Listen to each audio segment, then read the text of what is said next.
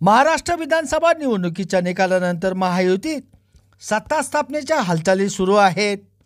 एकीकडे राज्याचे काळजीवाहू मुख्यमंत्री एकनाथ शिंदे यांनी केंद्रीय गृहमंत्री अमित शहा यांच्यासोबत झालेल्या बैठकीत 12 मंत्रिपदाची मागणी केली। मात्र शिंदे गटाच्या 4 नेत्यांच्या मंत्रिमंडळात समावेशाला भाजपने आक्षेप घेतल्याची माहिती समोर आली। यात अब्दुल सत्तार यांच्या नावाचा देखील समावेश असताना आता त्यांच्या अडचणीत वाढ झाल्याचे दिसून येत आहे। कारण अब्दुल सत्तार यांच्या विरोधात सिल्लोड न्यायालयात फौजदारी याचिका दाखल करण्यात आली। निवडणूक शपथपत्रात खोटी माहिती दिल्याप्रकरणी ही याचिका दाखल करण्यात आली।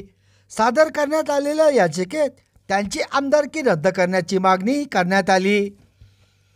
सिल्लोड येथील सामाजिक कार्यकर्ते महेश शंकर पेल्ली आणि पुणे येथील डॉक्टर अभिषेक हरिदास यांनी अब्दुल सत्तार यांच्या नामनिर्देशन पत्रासोबत सादर केलेल्या शपथबद्ध शपथपत्रावर मतदानापूर्वीच लेखी आक्षेप सादर केले होते।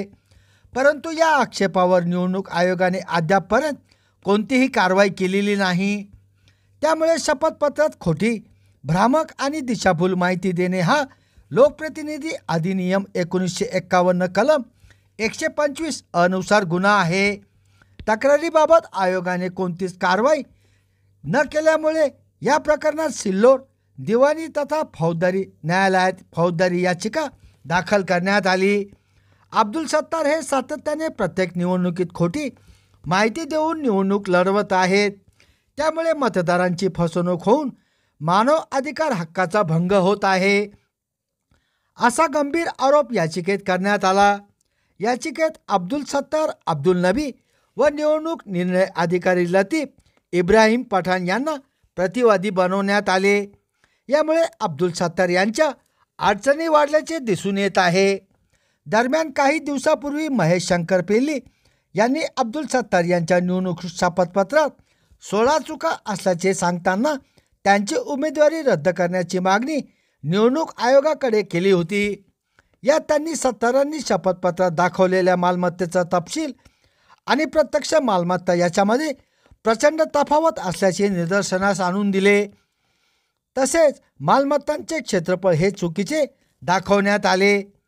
काही मालमत्तांची माहिती शपथपत्रातून गायब करण्यात आली।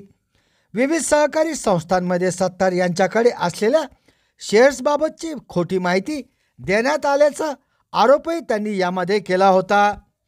आता सिल्लोड न्यायालयात सादर करण्यात आलेल्या याचिकेत त्यांची आमदारकीच रद्द करण्यात यावी अशी मागणी करण्यात आली आहे। संभाजीनगर समाचार न्यूज चॅनलसाठी सुनील टाक।